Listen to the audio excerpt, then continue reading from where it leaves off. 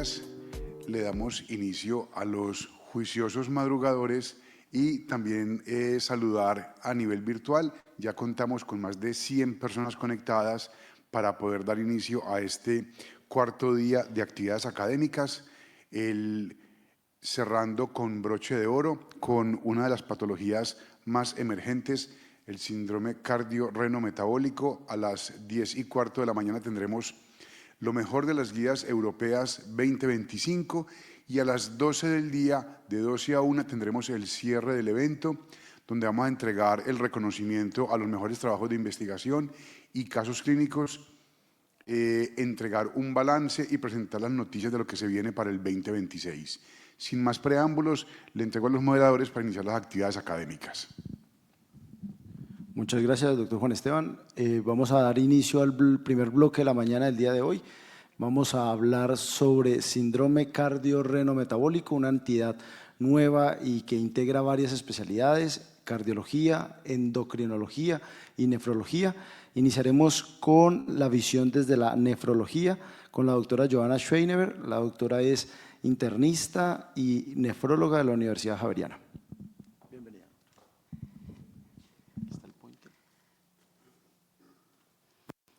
Buenos días para todos, gracias por estar acá y bienvenido a los que están conectados en modo virtual. Realmente en esta sesión, como lo dijo el doctor Gómez, vamos a hablar de una de las patologías de pronto más emergentes en este momento, que es el síndrome cardiorrenometabólico. Como todos sabemos, el síndrome cardiorrenometabólico es un trastorno sistémico donde hay una interacción de varios sistemas, específicamente el riñón, con presencia de enfermedad renal crónica, factores de riesgo cardiovascular y factores de riesgo metabólico, específicamente diabetes y obesidad, que llevan a que el paciente a largo plazo aumente la mortalidad global y especialmente la cardiovascular. Esta gráfica, por todos conocidos, sabemos que en el estadio 1 simplemente hay obesidad abdominal y alteración en el metabolismo de la glucosa. En el estadio 2 empieza la hipertrigliceridemia, la diabetes, la enfermedad renal crónica y luego el paciente puede desarrollar en la etapa 3 una enfermedad subclínica que va a terminar en el estadio 4 en presencia de falla cardíaca, ECV y progresión de enfermedad renal crónica. ¿Qué importancia tiene esto? Pues prácticamente la tienen todos. Ustedes vieron cómo en Lancet en el año 2024 subraya cuáles son las principales causas de mortalidad en el mundo, ocupando los primeros puestos la enfermedad cardíaca isquémica, la enfermedad cerebrovascular, la diabetes y la enfermedad renal crónica. O sea que los sistemas que ejercen esta interacción acá ya están dentro de las primeras 15 causas de mortalidad en el mundo. Definitivamente la participación de nosotros los nefrólogos en este síndrome es con la presencia de enfermedad renal crónica, que como todos sabemos es un trastorno que persiste durante más de 3 meses y que va a tener 2 marcadores claves. Primero, presencia de albuminuria definida como más de 30 miligramos por gramo de creatinina y 2, descenso de filtrado glomerular por debajo de 60.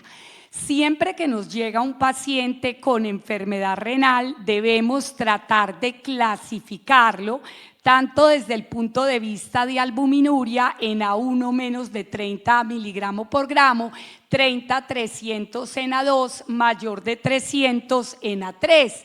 Y vamos, según el filtrado, a clasificarlo en leve, moderada, severa, disminución del filtrado o insuficiencia renal avanzada.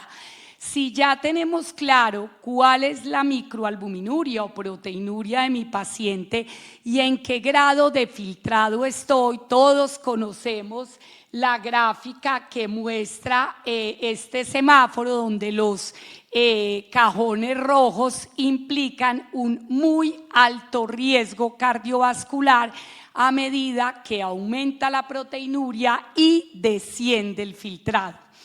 Todos sabemos, principal causa de enfermedad renal crónica es y seguirá siendo la diabetes, entre el 40 y 50% de los casos, seguido por hipertensión y ya causas menos frecuentes como enfermedad glomerular, poliquistosis, entre otros.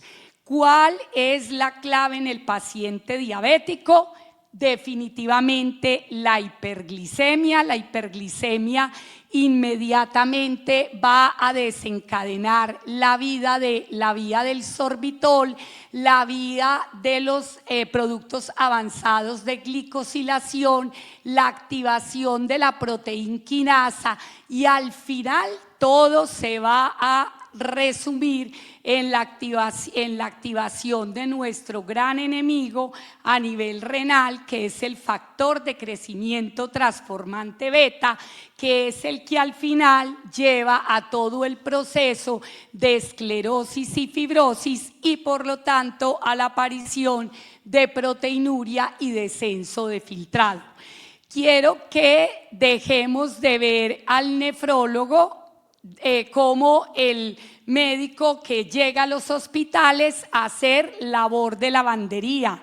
Simplemente prenda la máquina de diálisis, estamos completamente lejos de ellos. De hecho, a mí personalmente en la parte de la nefrología que menos me interesa, sino que empezamos a ser parte de mortalidad, tanto cardiovascular como global. Y por eso miren cómo en este estudio la relación de diabetes y enfermedad renal hace que si yo tengo esos dos factores de riesgo, mi mortalidad a 10 años se tenga que multiplicar por 6. En cambio, si soy diabético, pero aún no tengo compromiso renal, la mortalidad se multiplicaría por 2. Entonces, definitivamente hay clara relación de proteinuria y desenlaces cardiovasculares. Miren cómo a mayor, digamos, en este caso filtrado y en estos otros casos proteinuria, a menos filtrado y mayor proteinuria, se incrementa en forma dramática el riesgo cardiovascular. Todos conocen este estudio que fue publicado en JAMA en el año 2023 con muchísimos pacientes que tenían diferente grado de macroproteinuria y tasa de filtrado glomerular.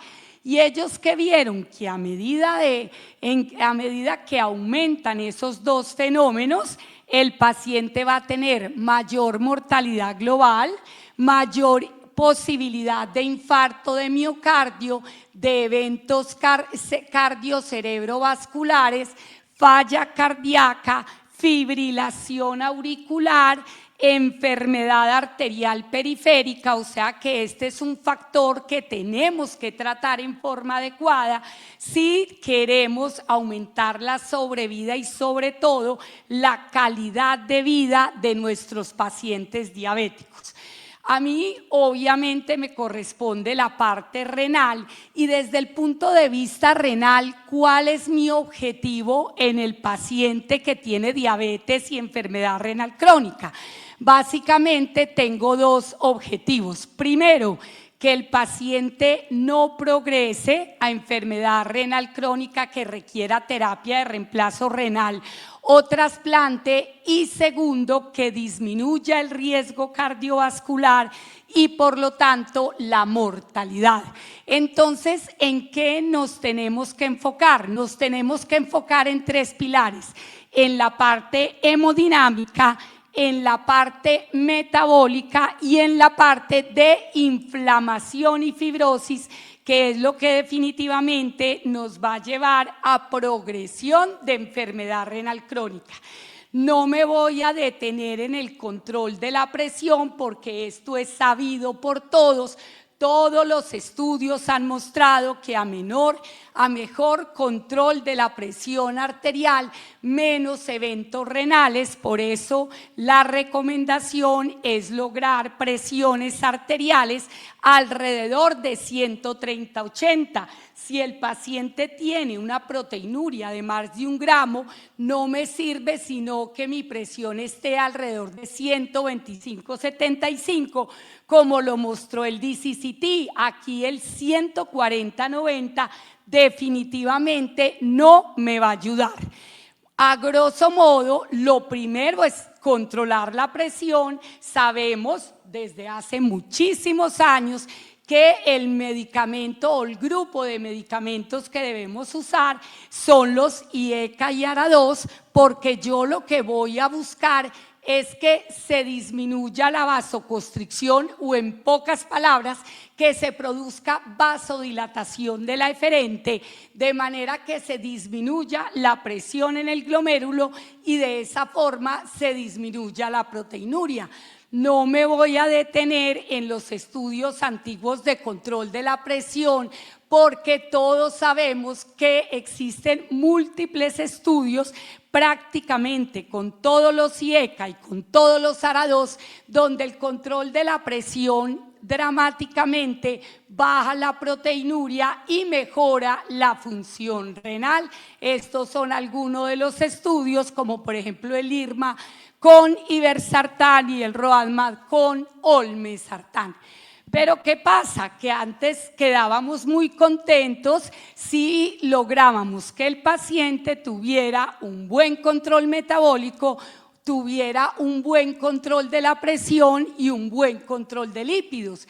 Pero ¿qué pasa? Que si nosotros observamos esa gráfica, si llegamos a esos 3 puntos antes mencionados, logramos reducir un 60% el riesgo, pero nos queda un 40% de riesgo para el cual hasta hace algunos años no estábamos haciendo absolutamente nada. Aquí es cuando surgen los diversos medicamentos.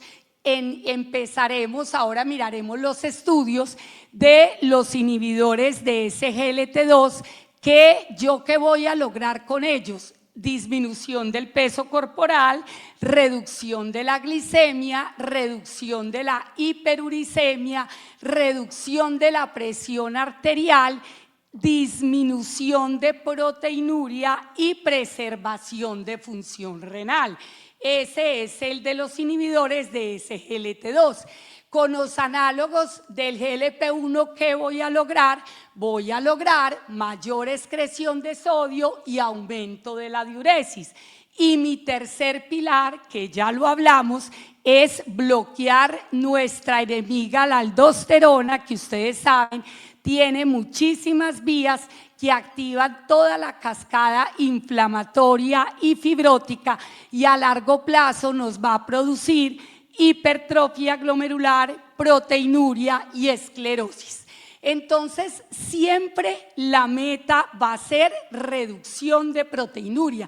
Miren cómo en este metaanálisis con muchísimos pacientes de 28 estudios incluidos, se logró una reducción si yo logro una reducción de proteinuria del 30%, voy a lograr el riesgo de progresión a enfermedad renal crónica alrededor del 20%, independiente de la proteinuria basal, o sea que inicialmente vamos a tener como meta disminuir mínimo el 30% de la proteinuria si es que quiero impactar, y obviamente, como lo vamos a ver en el caso del taller, a menor proteinuria, mejor evolución.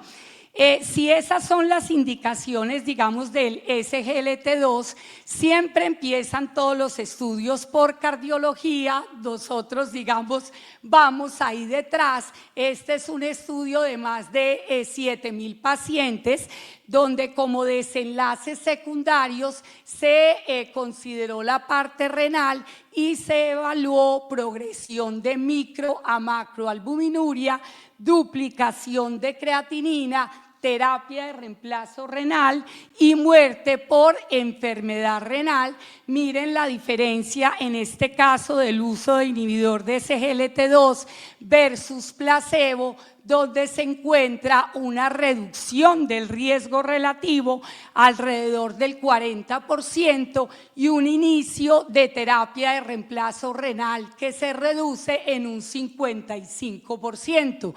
Esto no solamente se traduce en sobrevida, calidad de vida del paciente, sino por supuesto costo, donde se hacen proyecciones donde se puede ahorrar muchas sesiones de diálisis, además de toda la oportunidad que le doy a mi paciente de mejorar su calidad de vida, también tiene mucho efecto desde el punto de vista económico. Entonces, acá vemos en gráficas que son muy dicientes la diferencia de la administración de este grupo de medicamentos versus placebo. Entonces, si nosotros vemos en el programa Empower, donde hay muchísimos estudios relacionados con desenlaces secundarios de enfermedad renal, todo me va a conducir a reducción de riesgo cardiovascular a través de la reducción de la proteinuria y la estabilización del filtrado glomerular. Ya existen muchísimos pacientes donde se ha visto que el riesgo cardiovascular disminuye en forma muy importante en todos los espectros de enfermedad renal crónica. Y es un efecto de clase, así como podemos hablar del Empaquid Day y el programa Empower, la dapaglifosina en enfermedad renal crónica específicamente, donde se incluyeron pacientes con filtrado de 25 a 75 y proteinurias de 200 hasta 5.000, todos los desenlaces primarios, tanto de muerte cardiovascular, falla renal y mortalidad general bajó en forma muy importante. Entonces, hoy por hoy, las guías KDIGO establecen que la recomendación para el uso de inhibidor de SGLT2 en pacientes renales está, por supuesto, el paciente diabético que tenga un filtrado glomerular mayor de 20 mililitros minuto, paciente con falla cardíaca independiente del grado de albuminuria, el que tenga enfermedad renal crónica no diabética, donde ya tenemos, digamos, la autorización del INVIMA de dapaglifosina, cuando tengan una proteinuria mayor de 200 miligramos por gramo, y si es no diabético, aún con proteinurias inferiores a 200, si el filtrado glomerular está en 20 y 45, también están altamente recomendados. Entonces, definitivamente, desde el punto de vista de resultados renales, en los casos de nefropatía diabética, el uso de inhibidor de SGLT2 es la recomendación inicial para todo tipo de pacientes. Pero acá se nos queda, digamos, un vacío adicional. Ya hablamos que la aldosterona está directamente relacionado en la promoción de inflamación y fibrosis por la sobreestimulación del receptor de mineralocorticoide. Entonces, inicialmente la teoría era que el bloqueo de ese receptor de mineralocorticoide puede llevar a que el paciente tenga menos posibilidad de desarrollar fibrosis y esclerosis glomerular. Por lo tanto, en todo paciente renal, los pilares de manejo sería IECA o ARA2 bloqueando el eje, los inhibidores de SGLT2, el uso de finerenone buscando disminuir el proceso de fibrosis y acá posiblemente también los análogos del GLP-1 ejerciendo su efecto de natriuresis y efecto positivo en sobrepeso. Respecto al finerenone, pues de pronto el estudio finalmente más representativo es el Fidelity. Mire que incluyen pacientes con enfermedad renal crónica que van desde estadios 1 a 4 y se ve cómo el uso de finerenone versus placebo disminuye alrededor del 14% la morbimortalidad cardiovascular y alrededor de un 23% la progresión de enfermedad renal crónica, que finalmente son las metas que queremos tener en nuestros pacientes. Hace relativamente poco tiempo, pues todos conocemos los resultados del Confidence, donde básicamente lo que se hizo es un inicio simultáneo del inhibidor del SGLT2 con finerenone para ver qué pasaba en los grupos de riesgo. Miren cómo la combinación, acuérdense la gráfica que les mostré de los colores o del semáforo verde, amarillo y rojo del paciente renal, y miren cómo la combinación en esos grupos de alto riesgo disminuye en forma muy importante los resultados de proteinuria y ya se convierte en otro armamentario para hacer que mi paciente, 1, disminuya su mortalidad y 2, disminuya la progresión a diálisis o trasplante. Entonces diríamos como conclusión que los pilares de manejo en enfermedad renal crónica serían bloquear mi eje renina-angiotensina-aldosterona, 2, inhibir los inhibidores de SGLT2 con todos los efectos benéficos que ya mencionamos. 3, usar el finerenone para todo el proceso de disfunción endotelial, esclerosis y fibrosis y, como lo dijimos, el análogo de los GLP-1. Entonces, finalmente, la idea es que nosotros en nefropatía diabética ya olvidemos que solamente es controlarles la presión y la diabetes, sino utilizar medicamentos modificadores de enfermedad que van a disminuir la mortalidad y le van a dar calidad de vida a nuestros pacientes. Muchas gracias. No sé si hay alguna pregunta. Al final. Entonces la vamos a hacer al final. Vamos a tener un espacio de discusión y donde podemos dialogar y tener preguntas al final. Muchísimas gracias, doctora Joana, por la presentación tan completa sobre este novedoso tema y entraremos a la segunda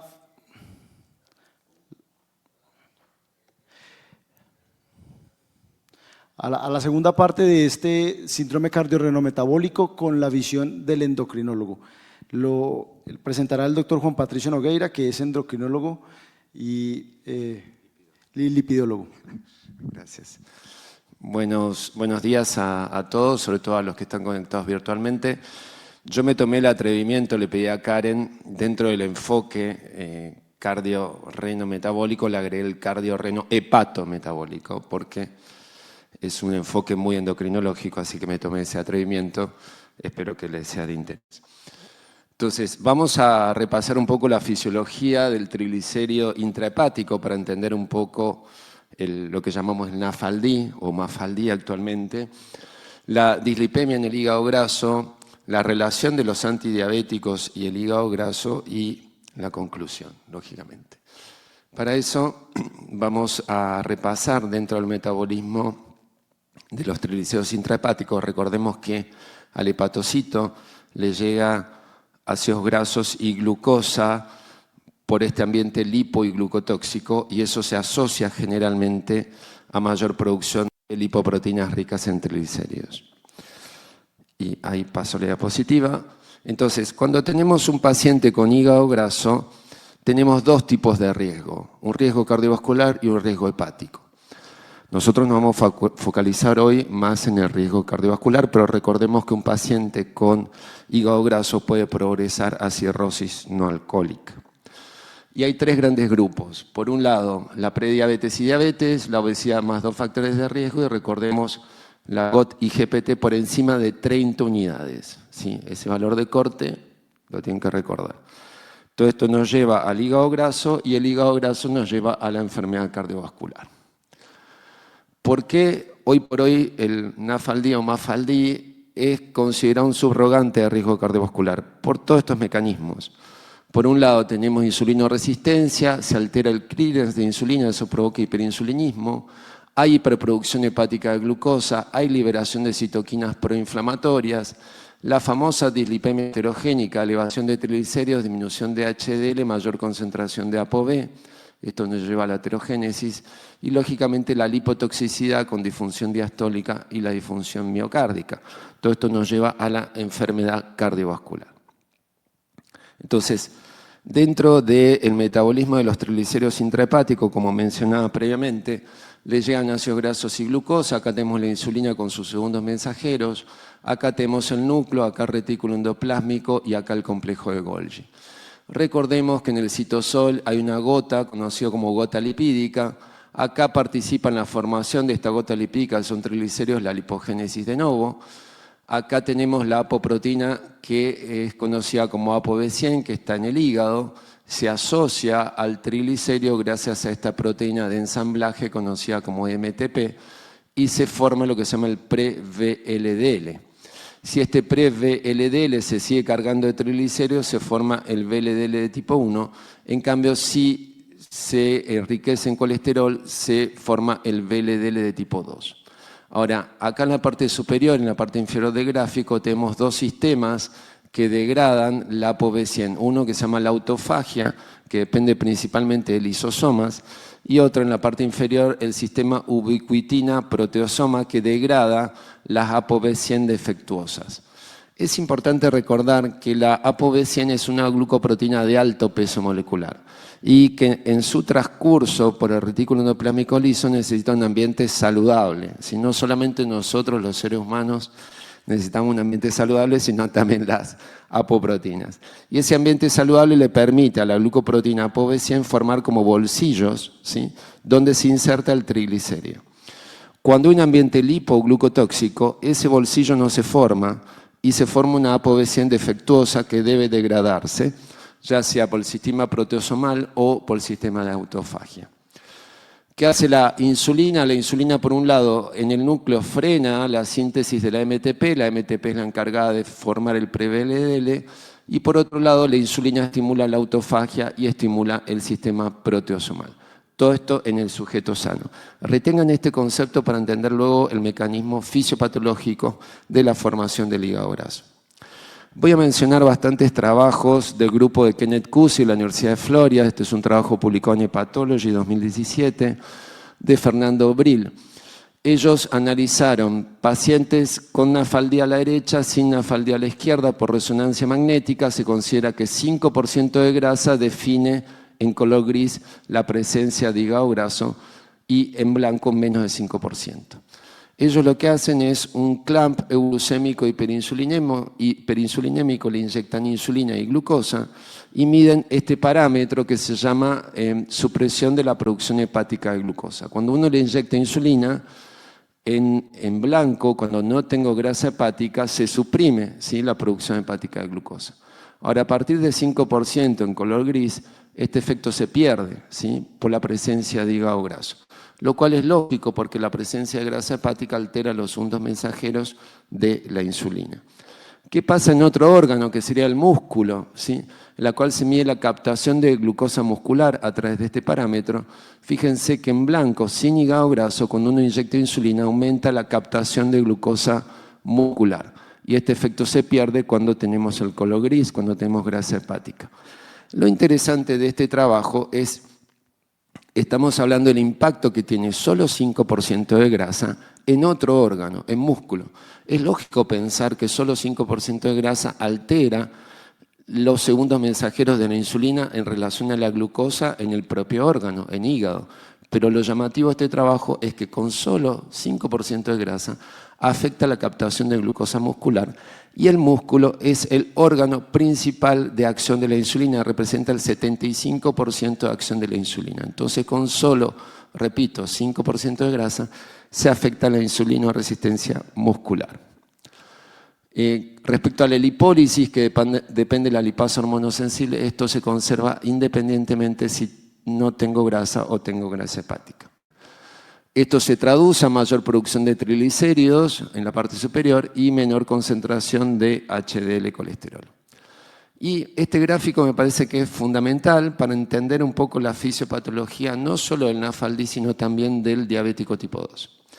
A la izquierda tenemos el sujeto sano, de modo arbitrario se secreta 20 unidades de insulina, viaja por la vena porta, tiene una depuración fisiológica del 70% aproximadamente y pasa a la vena suprahepática solamente 5 unidades de las 20 unidades que se secretó. Estas 5 unidades en la vena suprahepática, que sería ya el torrente sanguíneo, mantiene una glucosa de 100 miligramos. Este es un parámetro que nosotros usamos en endocrinología, que es el OMA-IR. Cuando está por debajo de 3, se considera que es insulinosensible. ¿Qué pasa en el hígado graso? En el hígado graso también se secretan las 20 unidades de insulina por la célula beta. Como hay grasa hepática, está alterado el clearance hepático, entonces se depura menos y eso hace que pase más insulina a la vena suprahepática. En lugar de 5 pasan 15 y estas 15 unidades mantienen 100 miligramos de glucosa, pero a expensas de un hiperinsulinismo, y esto se asocia con un OMA-IR por encima de 3. ¿Cuál es el cambio conceptual de esto? Históricamente, cuando yo hice la especialización en endocrinología, pensaba que el diabético tipo 2 o el paciente con hígado graso tenía hiperproducción, ¿sí?, de insulina por la célula beta. En realidad, no hay hiperproducción. Fíjense que a la derecha se produce 20 y a la izquierda también. Ahora, ¿es cierto que hay hiperinsulinismo? Sí, pero el hiperinsulinismo, la vena suprahepática, se logra por falta de depuración hepática fisiológica de la insulina. Hay hiperinsulinismo, pero debido principalmente a la grasa hepática. Y ese hiperinsulinismo provoca la insulinoresistencia medido por el OMA-IR. Eso es característico del hígado graso. Entonces, con este concepto fisiopatológico, todo paciente que tenga hígado graso va a tener hiperinsulinismo y por consecuencia insulinoresistencia. ¿Qué sucede con los ácidos grasos libres en este estudio de cinética con intralipid y heparina? Intralipid es una emulsión de triglicéridos, se usa mucho para nutrición parenteral. La heparina se usa para activar la lipoproteinlipasa, esto en el sujeto sano. Fíjense que aumenta la producción de ApoB48 en el intestino y también la producción de ApoB100. Entonces, en el sujeto sano sabemos que los ácidos grasos libres aumentan la producción tanto en intestino como en hígado de las lipoproteínas ricas en triglicéridos. Acá les traigo un trabajo en modelo animal, ya publicado en el 2008, en ratones, en concentraciones de menor a mayor de ácido oleico y de intralipid. Y fíjense este gráfico de la derecha. Acá analizan la ApoB100 a 3, 6 y 16 horas. En cada uno de estos periodos de tiempo va de menor a mayor la concentración de ácido oleico. Y fíjense que la ApoB100 se va tiñendo, va tomando más color a las 3 horas, sobre todo con 1,2 milimoles. A las 6 horas disminuye un poco el color al 1,2 milimoles y a las 16 horas disminuye mucho más. ¿Qué podemos interpretar de este gráfico, ¿sí?, de ese corte de la ApoB100? Que a pequeñas concentraciones o a menor tiempo hay mayor producción de ApoB100. En cambio, cuando expongo ese hepatocito a mayor tiempo y a mayor concentración, esa secreción de ApoB100 disminuye. Fíjense que acá hay menor color que acá. Entonces acá hay mayor secreción que en esta condición. Lo que tenemos que entender es lo siguiente. Cuando hay mayor lipotoxicidad, se produce ese ambiente lipotóxico, la ApoB100 no forma ese anillo fisiológico para que se inserte el triglicérido, entonces el triglicérido se acumula como gota lipídica. El fenómeno fisiopatológico de la esteatosis se produce principalmente por desconexión entre la gota lipídica y el retículo endoplásmico liso. Ahí aparece la acumulación de grasa y la esteatosis. Entonces, resumiendo la fisiopatología del NAFLD-NASH, le llegan los azúcares simples, se produce lipogénesis de novo, hay, recordemos, insulinoresistencia muscular, hay polimorfismos, sobre todo el PNLPA3 y el TM6F2, que participan en insulinoresistencia y en la peor progresión del hígado graso. Esto acumula los triglicéridos hepáticos. Al principio se secreta el VLDL, hay también lipólisis, inflamación y la disfunción de la célula beta. Y recordemos que cuando hay un estrés en el hepatocito y sobre todo cuando hay disfunción de la mitocondria, aparece lo que llamamos inflamación y fibrosis. Y acá me quiero detener con este concepto de la mitocondria. Para entender de forma práctica la fisiopatología, el hígado graso, el NAFLD, se forma, como dije previamente, por desconexión de la gota lipídica con el retículo endoplásmico. Cuando hay disfunción o alteración de la mitocondria, que es la encargada de la cadena respiratoria, la encargada de producir ATP, ahí recién aparece inflamación y aparece el NASH, ¿sí? Y aparece la fibrosis. Entonces, como para separar compartimentalmente las organelas, el NAFLD aparece por desconexión de la gota lipídica con el retículo endoplásmico y el NASH o inflamación aparece cuando hay disfunción mitocondrial. Recordemos siempre la mitocondria porque hoy por hoy es el nuevo target para pacientes con hígado graso. Entonces, acá tenemos la progresión, esteatosis, esteatopatitis, disfunción mitocondrial. Recordemos la dislipemia heterogénica que nos vamos a focalizar ahora, mayor producción de ApoB, disminución de HDL y formación de LDL pequeña y densa. En esta revisión sistémica que lo publicamos en 2023 encontramos que la LPA pequeña, que por hoy es un marcador de riesgo cardiovascular independiente, es proinflamatoria y protrombótica. En el paciente con NAFLD está disminuido, hay disminución de la ApoA pequeña, probablemente por insulinoresistencia, por un mecanismo compensatorio a la inflamación propia del NAFLD y por hipertrigliceridemia. ¿Qué sabemos de los antidiabéticos? Bueno, esto es un resumen de la fisiopatología. Quiero simplemente que repasemos este gráfico. Acá tenemos pérdida de peso y acá contenido de triglicéridos intrahepáticos.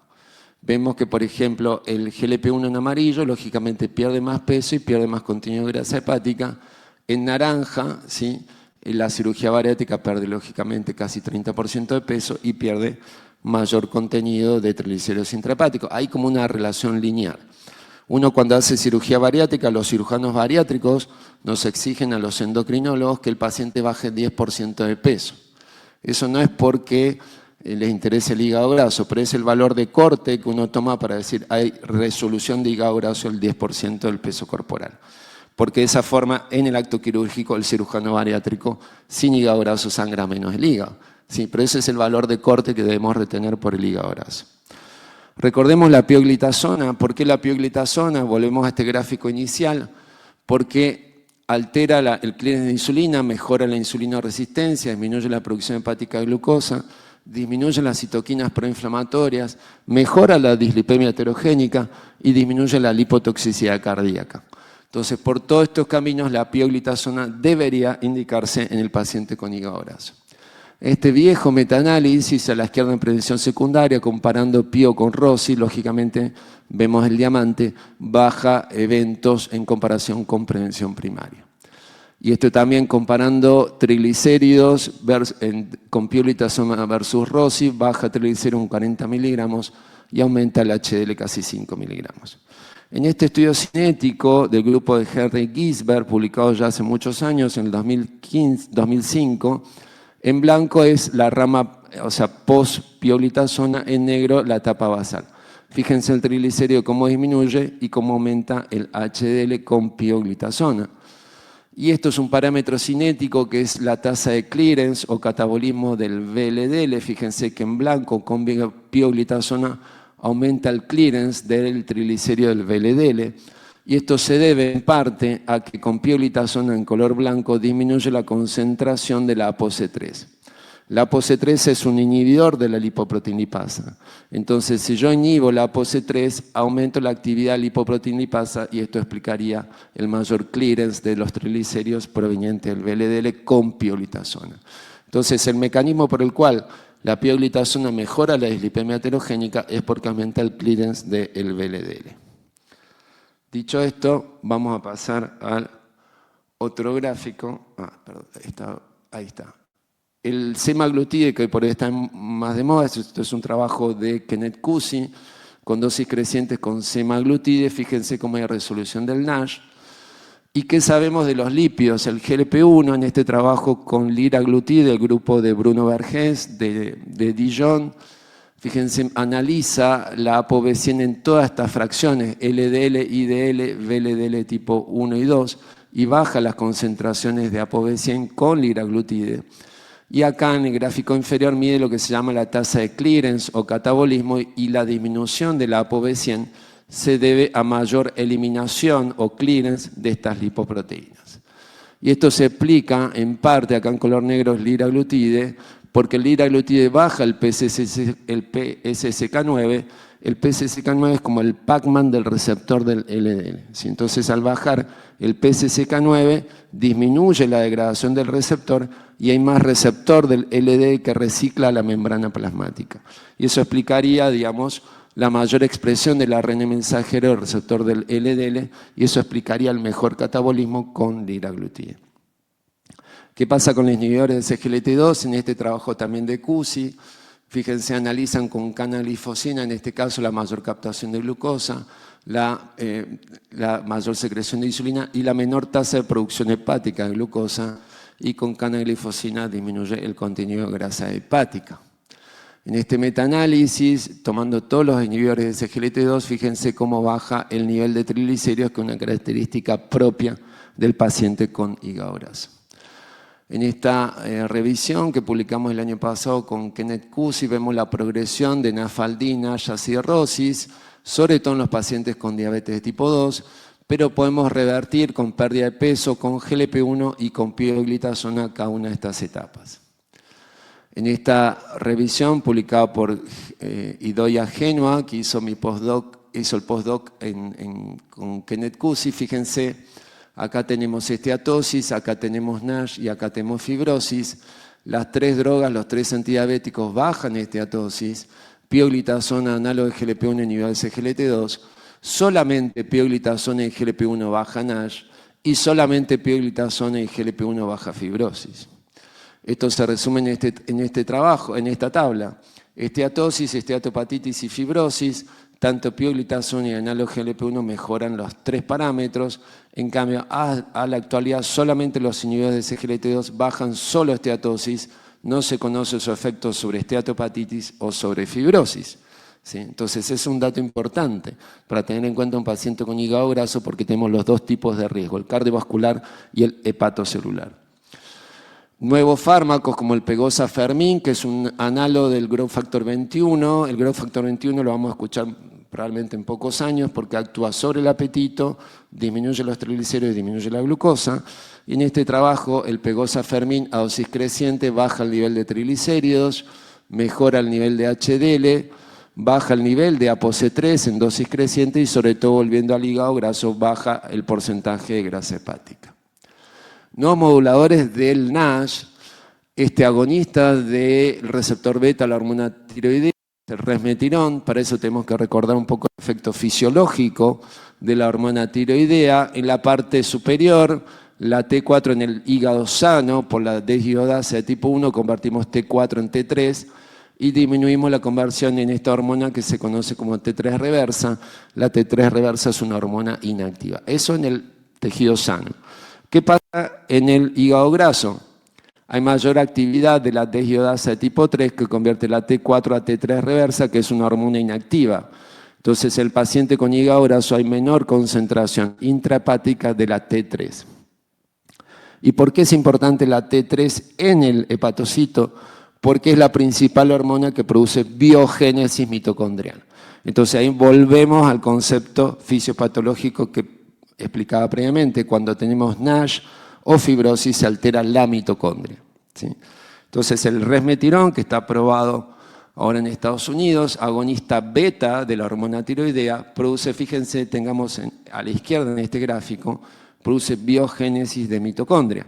O sea, lo que produce el resmetirón agonista beta, la hormona tiroidea, es producir nuevas mitocondrias, nuevo ATP, nuevo oxígeno, y eso lógicamente va a reducir inflamación y fibrosis, y lo vemos en este trabajo de Harrison, publicado en New England en el 2024, donde vemos con un resmetirón de 80 y 100 miligramos cómo se resuelve la inflamación y fibrosis y mejora el score de NAFLD. Y como es un agonista de la hormona tiroidea, reduce parcialmente o moderadamente los niveles de LDL colesterol. Entonces tenemos un antifibrótico que disminuye el LDL colesterol, cosa que sería interesante desde el punto de vista cardiovascular. Entonces, para concluir, sabemos que el NAFLD se asocia a dislipemia heterogénica y riesgo cardiovascular. La lipotoxicidad y la insulinoresistencia es un determinante de la progresión de NAFLD hacia NASH. La progresión del NAFLD depende de un desbalance entre el retículo endoplámico y las gotas lipídicas. Recordemos que la mitocondria, cuando está alterada la mitocondria, está alterada la inflamación y eso depende de la lipotoxicidad. Los análogos de GLP-1, pioglitazona, reducen los tres parámetros, grasa hepática, inflamación y fibrosis. Y el resmetirón, agonista beta de la hormona tiroidea, disminuye el NASH y mejora el LDL independientemente de la insulinoresistencia. No es un mecanismo que depende de insulinoresistencia. Muchas gracias por su atención.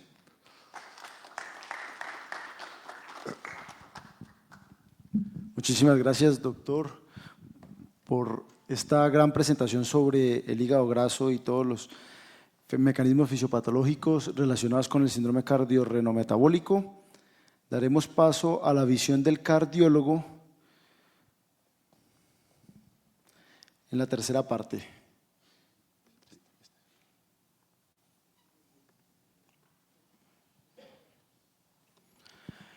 En la tercera visión desde el punto de vista cardiorrenometabólico, la visión desde cardiología con el doctor Gustavo Adolfo Moreno. El doctor Gustavo Moreno es internista y cardiólogo de la Universidad de México y actualmente trabaja en Montería, Córdoba. Bienvenido, doctor. Muchas gracias a la Fundación Bayerly, el doctor Juan Esteban Gómez por esta invitación. Vamos a hablar la parte de la visión desde cardiología, qué está sucediendo con el corazón en este problema que estamos viviendo. Ya vimos riñón, ya vimos metabólico de hígado y ahora vamos a hablar de un síndrome que es integral. La idea es que el médico tenga esta visión desde un principio. No esperemos a que suceda, sino que podamos prevenir. Estamos delante de un síndrome claro en el cual el sistema mayor impactado es el cardiovascular, pero es una interdependencia fisiopatológica total. O sea, no depende del corazón, depende de todo lo que se está dando. Además, hay biomarcadores que nos pueden servir, que nos pueden orientar tempranamente para hacer un diagnóstico adecuado. Entonces, el plan es identificar a esos pacientes antes de que suceda lo que está sucediendo. Porque es muy triste ya empezar a tratar la enfermedad, que es lo que estamos viviendo. Entonces, veamos rápidamente fisiopatología. Hay tres visiones de la fisiopatología cardíaca. La primera, cambio molecular y celular. La célula y la parte molecular celular está alterada por un estrés oxidativo y una disfunción mitocondrial importante que va a conllevar un proceso inflamatorio y una activación total, o sea, a nivel sistémico del sistema renina-angiotensina, que es de las cosas que más va a afectar al organismo. Recuerden que la célula, el miocito, va a tener una lipotoxicidad y una glucotoxicidad. Esto está relacionado con una resistencia a la insulina a nivel del miocito. Al haber esta resistencia se altera la producción de energía, que normalmente cuando entra la glucosa a la célula es la que produce la energía. Al estar alterada la entrada de la glucosa, por supuesto, el organismo toma el ácido graso para la producción de energía y esto va a conllevar a la producción de radicales libres y un estrés oxidativo. Con el tiempo, ¿qué sucede? Apoptosis de la célula, necrosis de la célula y por ende la formación de la fibrosis. O sea, ya estamos dañando el corazón. En la parte estructural tenemos que hay varios datos que nos dicen que el corazón se está afectando. ¿Sí? Todo paciente que tenga estos problemas de diabetes, de obesidad, de afección renal, debe tener un ecocardiograma y determinar si hay o no hipertrofia ventricular izquierda. Ya con eso tenemos una visión de que el corazón puede estar afectado, porque eso va a conllevar más adelante esos daños a una fibrosis intersticial y perivascular que va a llevar un mal funcionamiento de la contractilidad. También se da en la parte estructural la remodelación cardíaca global. Ya el ventrículo izquierdo no va a tener la misma forma, no va a tener la misma contracción y el volumen sistólico va a disminuir. Y algo muy delicado, la aterosclerosis coronaria está acelerada. Con todo esto que decía el doctor anteriormente, va a ser más frecuente la dislipidemia en estos pacientes y va a ser más frecuente que la enfermedad coronaria progrese. Esto está relacionado con los lípidos, está relacionado con la inflamación y por ende por las toxinas urémicas. La parte funcional, cuando ya hay daño estructural, vamos a ver inicialmente una disfunción diastólica que es interesante que se estudie. Si tenemos una disfunción diastólica, pensamos que tenemos una fracción de eyección conservada y nos olvidamos que ya el corazón puede estar afectado. Al estar afectado, ya desde la diástole vamos a tener una alteración en su funcionamiento. Posteriormente la disfunción sistólica, que ya pues la contractilidad está afectada, ya hay fibrosis, hay daño de la fibra miocárdica y también se va a alterar la conducción y las arritmias. Recuerde que en estos trastornos metabólicos, este proceso inflamatorio, este estrés oxidativo, y esto conlleva trastornos electrolíticos que producen arritmias. Entonces tenemos un conjunto de alteraciones estructurales, funcionales, vasculares, eléctricas, moleculares, mejor dicho, el corazón se nos afectó totalmente. Y mire que esta patología puede ser bidireccional, o sea, la parte metabólica, la diabetes, el riñón, de allá para acá, o también del corazón para allá puede afectarlos. Y este es el caso, uno de los casos principales. Aunque la enfermedad coronaria se da independiente, aunque la enfermedad coronaria la falla cardíaca puede darse, estos casos son interesantes tenerlo en cuenta, y es la cardiopatía congénita del adulto. En este caso aumenta el volumen venoso y disminuye completamente el gasto cardíaco. Esto conlleva a una congestión venosa, a una hiperperfusión renal, activación del sistema renina-angiotensina y un proceso inflamatorio. También es común en la circulación de Fontan. Recuerden que estos pacientes tienen ventrículo único y le hacen un procedimiento para que pueda vivir más. Sucede exactamente lo mismo en este tipo de pacientes. Entonces, estos pacientes no podemos olvidarlos. Son 3 casos, las cardiopatías congénitas que producen falla cardíaca ventrículo derecho de tipo sistémico, va a llevar a la disminución del gasto cardíaco, hay un aumento de la presión venosa, la activación del sistema renina-angiotensina y una hipoperfusión renal. En el caso de la falla de ventrículo derecho subpulmonar, que se refiere más que todo a la tetralogía de Fallot, en el adulto también va a haber un aumento de la presión de la aurícula izquierda, presión venosa elevada, disminución del gradiente de filtración y hay una congestión renal importante. Y en la circulación de Fontan, lo que comentábamos, también van a alterar. Entonces, esto es de corazón hacia el organismo. Un paciente que tenga estas patologías congénitas, hay que vigilarle el riñón, hay que vigilarle su estado metabólico para ver si no hay afección. Las clasificaciones, ya habían mencionado la clasificación más usada, pero recordar que el estadio 3 es una falla cardíaca subclínica y una enfermedad coronaria subclínica, y el 4, que es el más grave, ya es tratar la enfermedad como tal. tenemos el infarto por la enfermedad coronaria severa, tenemos la falla cardíaca ya avanzada, la alteración eléctrica, especialmente la fibrilación auricular, el ACV, la enfermedad cerebral isquémica y la enfermedad arterial periférica.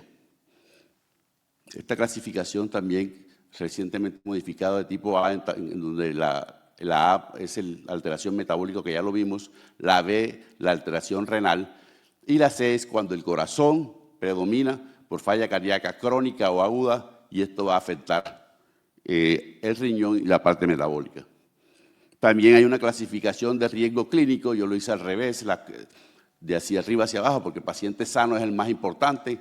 Posteriormente tenemos el riesgo moderado, ya el paciente es hipertenso, ya es obeso, ya el paciente tiene microalbuminuria. Entonces, este paciente podemos identificarlo. Yo creo que este es el grupo que más debemos buscar los médicos. Control de presión arterial, ¿sí? Disminución de peso, mejorar la microalbuminuria y vamos a prevenir las etapas tardías que ya son irreversibles.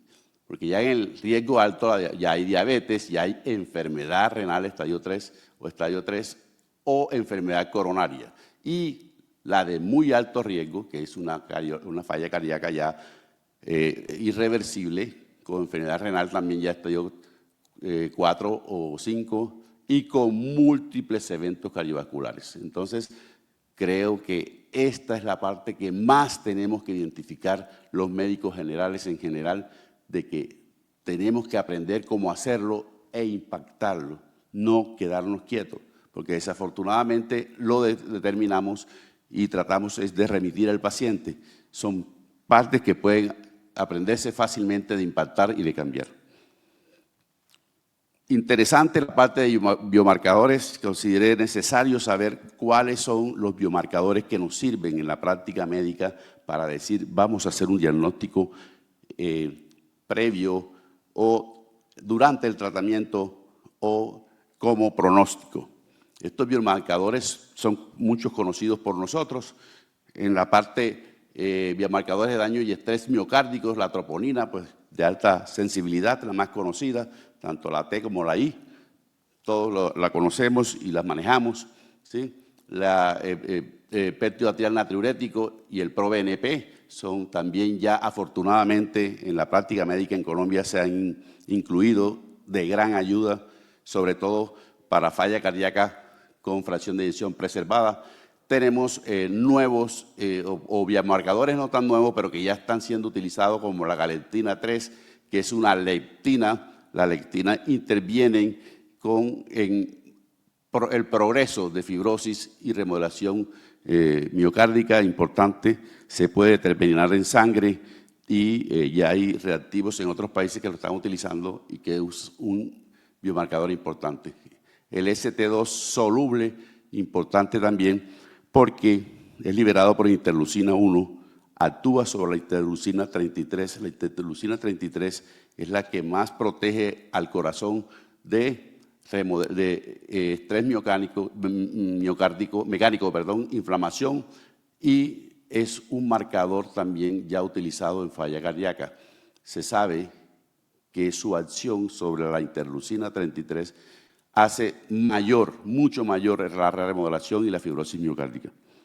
Por otro lado, tenemos los biomarcadores de inflamación y estrés. También conocemos la proteína C reactiva ultrasensible, la interleucina 6, que es un indicador de activación inmunometabólica, factor de necrosis tumoral, que mucho tiempo también se siguió como la falla cardíaca, como estado, si era grave o también el pronóstico, y las mieloperoxidasas, que también tienen una acción directa sobre la oxidación y el daño vascular, no solamente a nivel del corazón. Los otros biomarcadores importantes los conocemos, los ya más sistémicos, la endotelina 1 como vasoconstrictor, la adiponectina y leptina en la obesidad, la homocisteína, no lo olvidemos. Recuerde que esos niveles altos de homocisteína en pacientes con alto riesgo coronario producen más daño endotelial y más riesgo aterogénico. Hay biomarcadores emergentes rápidamente, microARN, que son partículas que derivan del ARN y que nos sirven como marcadores porque su aumento, como el MIR1, 333 y 208, afectan la remodelación y la apoptosis. Fibronectinas y osteopontinas, también asociados a fibrosis miocárdica, y este factor de diferenciación de crecimiento que también puede afectar la inflamación y puede producir daño no solamente a nivel del corazón. Entonces, tener en cuenta estos biomarcadores para seguimiento y tenemos que seguir marcadores renales, metabólicos, porque esto es un riesgo global, no olvidar eso. En la parte de diagnóstico los conocemos mucho, ojo con la historia clínica, ojo con las evoluciones de las enfermedades, especialmente la diabetes, la hipertensión arterial, ¿sí? El tratamiento, cómo ha sido, nos olvidamos muchas veces de cómo, si ese paciente ha sido verdaderamente bien tratado, con qué medicamento ha sido tratado, ¿sí? Si hay afección o no hay afección renal. Un electrocardiograma simple nos orienta muchísimo. Una adecuada toma de presión con monitoreo de presión, los biomarcadores de que hablábamos, los exámenes generales que todos conocemos, el ecocardiograma indispensable. Consideramos que todo paciente diabético, que todo paciente obeso, que todo paciente con problema renal debe tener por lo menos un ecocardiograma, y si tiene también, como ya estamos integrando el hígado también, problemas de estatosis hepática, hacer un seguimiento. El estrés miocárdico es importantísimo para la disfunción tanto sistólica como diastólica, la resonancia magnética, que ha tomado mucho impulso para saber la fibrosis, si hay hipertrofia, si hay remodelación miocárdica, el TAC coronario para detectar tanto enfermedad subclínica como clínica. Otros estudios complementarios como el índice tobillo-brazo, importante porque si estamos investigando el problema de vascular periférico, la velocidad de onda de pulso también importante. Aquí cabría también el Doppler arterial. Entonces, tenemos varios estudios que integrados nos va a ayudar a determinar si el corazón está afectado. Importantísimo también los datos renales, metabólicos por el diagnóstico global. Por último, el tratamiento. Todos conocemos ya la base que ha tenido la falla cardíaca, especialmente en tratamiento, ¿sí? Los 4 pilares que estamos utilizando y que se están sumando cada vez más. Pero lo más importante es lo que le decía al principio. Por favor, tratemos de que el paciente no llegue a ese estado. Ataquemos, procedamos a intervenir al paciente en la parte dietética, en la parte de peso, en la parte de control de la glicemia. No olvidemos la prediabetes, actuar sobre la prediabetes, tener una función renal seguidamente controlada, la microalbuminuria que nos ayuda muchísimo. Entonces, tenemos los medios para hacerlo. Hay que identificar ese proceso inflamatorio, hay que activar la disminución de peso, la prevención importante de lo que sí de la función renal. Y los medicamentos, ya los doctores anteriores han hablado de todos los medicamentos, pero yo quisiera revisar. Entonces, rápidamente, ya los conocidos inhibidores de la ECA son estudios ya fundamentados, los ARA2, valsartán, losartán, aquí incluiría también el iversartán, ¿sí? El candesartán, importantísimo en la falla cardíaca, ¿sí? El sacubitril valsartán, que ha modificado totalmente la falla cardíaca, ha mejorado la sobrevida, ha mejorado disminuyendo la hospitalización, especialmente en pacientes con fracción de eyección reducida. Importantísimo, entonces, todos estos medicamentos, los betabloqueadores, que son también del grupo, que disminuyen la remodelación, reducen mortalidad de hospitalización, disminuyen las arritmias, ¿sí? Ya anteriormente la espironolactona y eplerenona eran los medicamentos más usados. Recordar que son más útiles en fracción de eyección por debajo de 40, pero ahora con el advenimiento de finerenona nos tenemos un gran aliado para manejar el paciente ya en estudios bien establecidos en pacientes con fracción de eyección mayor de 40 o fracción de eyección conservada.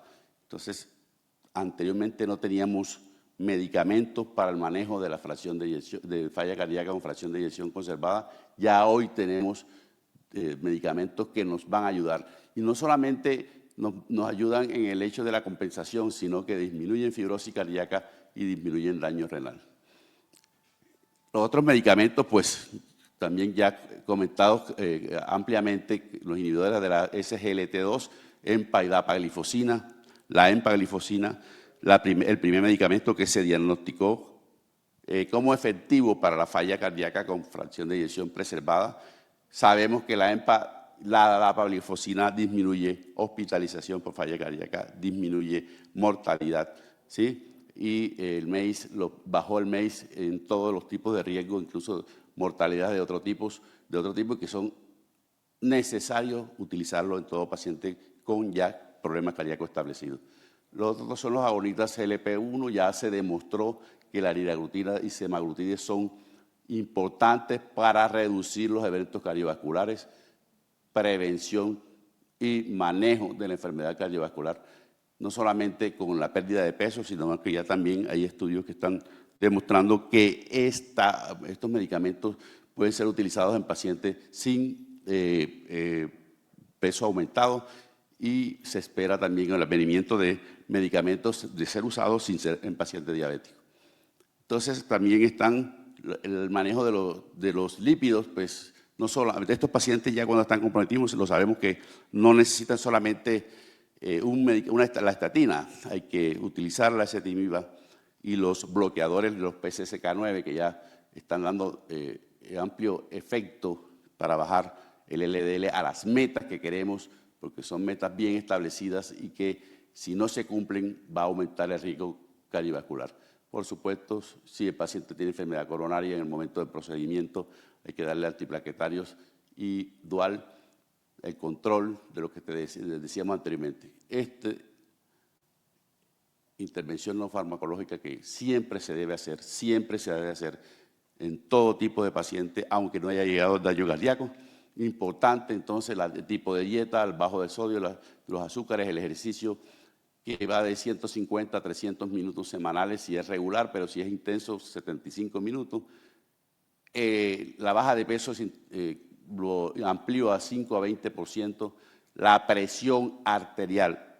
Todo paciente con compromiso diabético, renal y cardíaco debe ser controlada la presión por debajo de 130/80. Hay estudios claros como el SPRINT que demostró que el tratamiento efectivo de esa presión mejora la sobrevida y disminuye la hospitalización y la recaída. Entonces la presión es indispensable. Abandonar tabaco, abandonar alcohol para poder mejorar al paciente.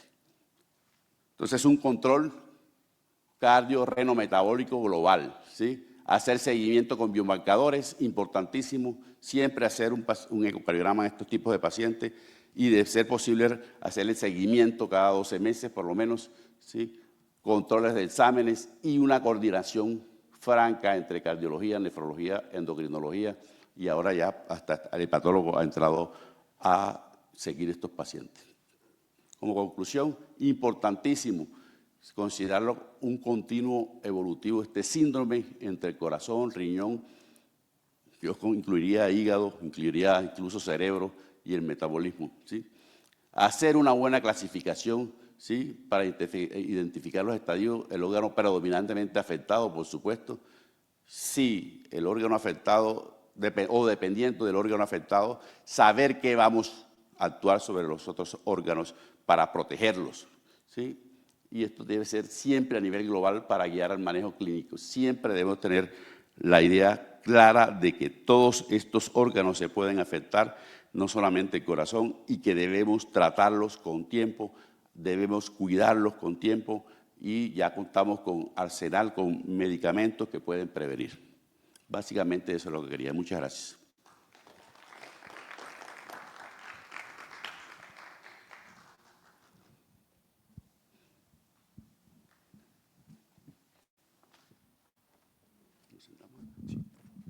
Muchas gracias al doctor por la presentación. Vamos a invitar a todos los expositores del bloque cardio-renometabólico para que nos acompañen aquí al frente. Vamos a tener un pequeño conversatorio alrededor de un caso clínico.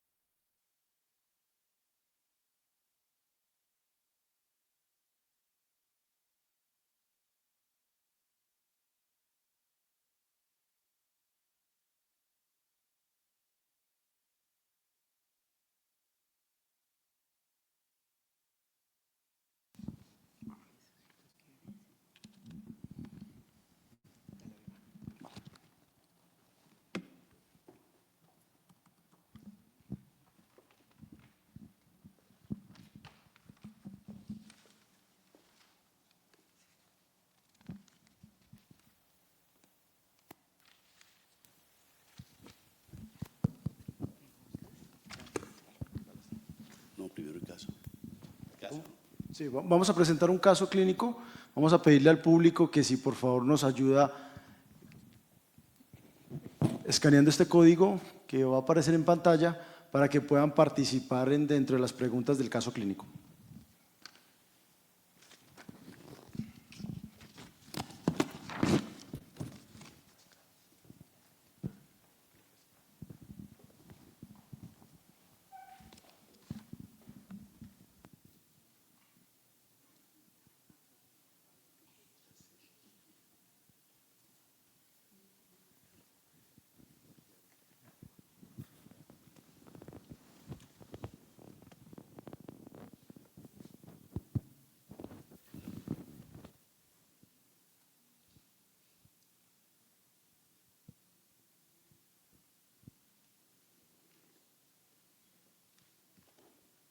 Bueno, perfecto. Vamos por favor, a escanear este código de barras, este QR, perdón, y vamos a tratar este caso clínico que trajimos el día de hoy para este conversatorio.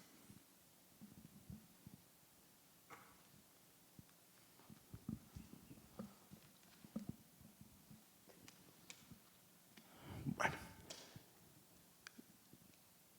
El caso se trata de una mujer de 59 años, diagnosticada con diabetes mellitus desde hace 10 años, hipertensa hace 12 años y dislipidemia. Viene por un cuadro de disnea de esfuerzo, con unos signos vitales, una tensión arterial de 138/78, índice de masa corporal de 32, acantosis nígricas en cuello, y los exámenes que tenemos disponibles el día de hoy son colesterol LDL de 92, triglicéridos de 250, HDL de 38 y un colesterol total de 280. Se le hicieron mediciones de lipoproteína A con 130 nanomoles por litro y un ApoB de 95 miligramos sobre decilitro.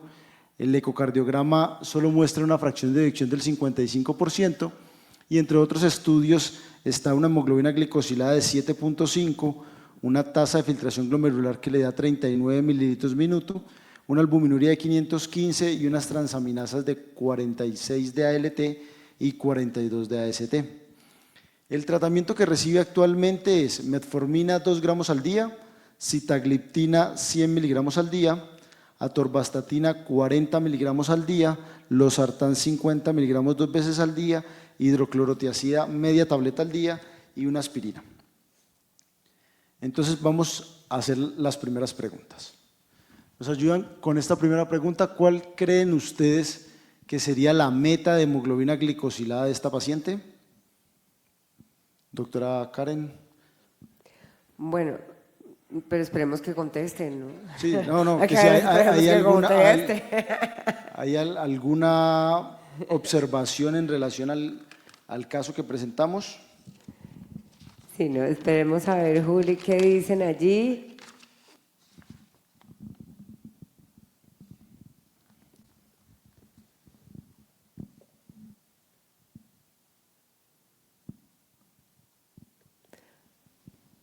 Bueno, va creciendo 7 a 7,5.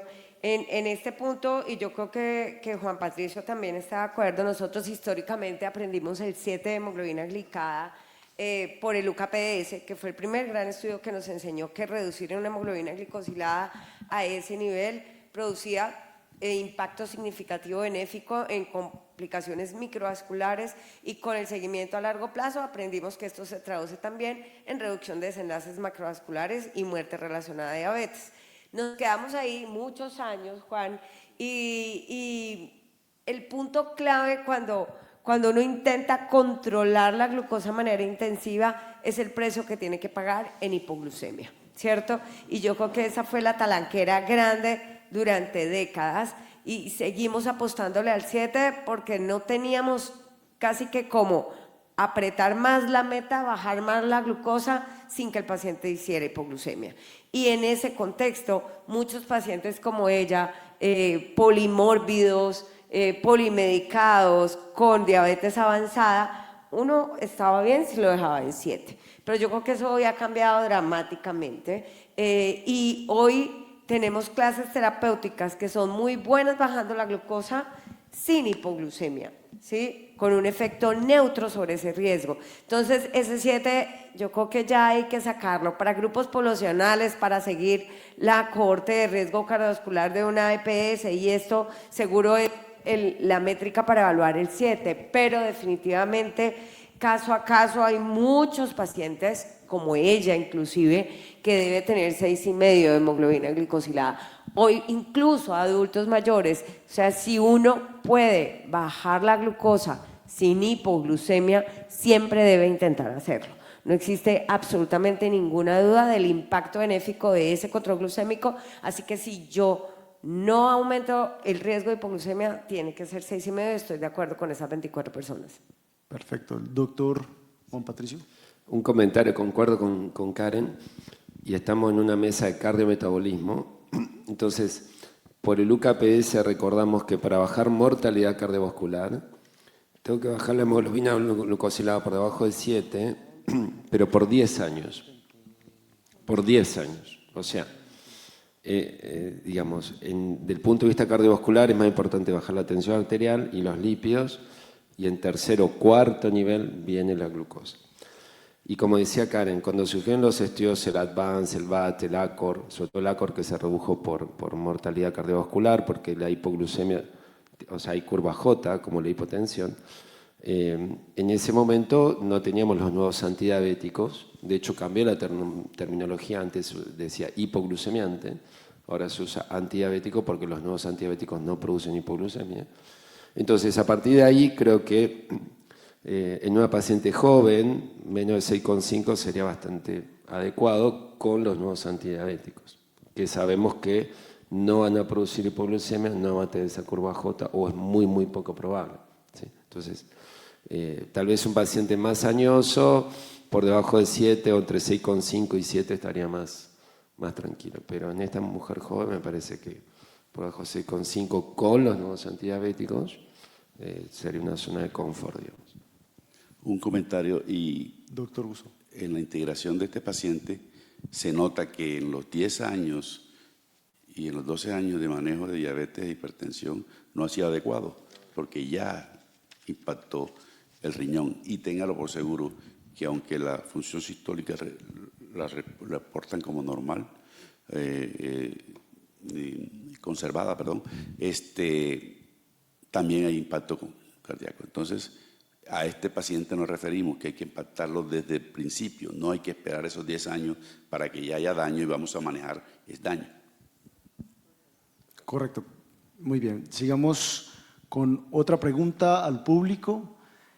Le pedimos, ¿creen que le deberíamos pedir una PCR de alta sensibilidad a este paciente? ¿O consideran, por ejemplo, otro marcador?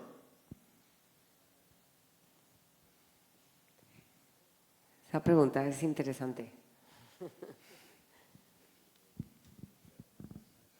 Estamos como Llamativamente, muy poquitos dicen que están de acuerdo en pedirles una PCR de alta sensibilidad. Pero es como el comportamiento del mundo mundial, ¿no? La mitad del planeta dice que sí, la otra mitad dice que no. Y los que dicen mejor otro marcador, ¿cuál marcador creen que deberíamos pedirle entonces a esta paciente?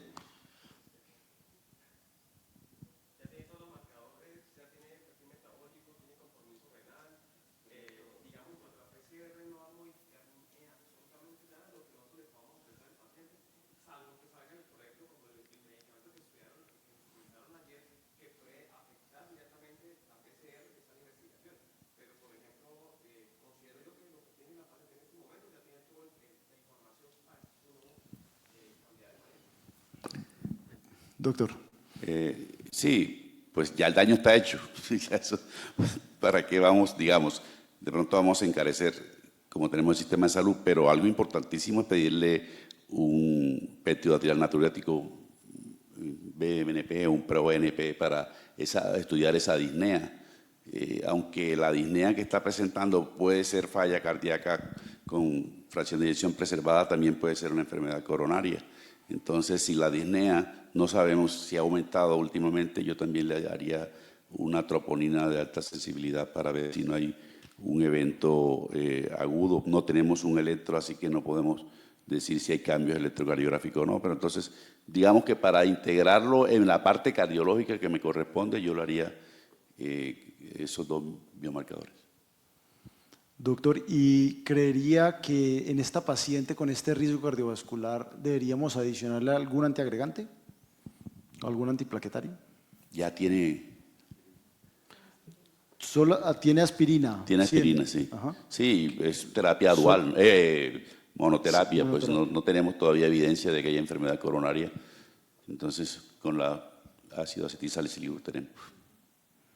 Y yo no me acuerdo, bueno, la teníamos ahí, yo acá meto la cucharada y le pregunto al doctor y a Julián, en esta paciente con esas características y ese cuadro completo, ¿vale la pena buscar aterosclerosis subclínica? Yo y mi aterosclerosis. Doctor. Sí.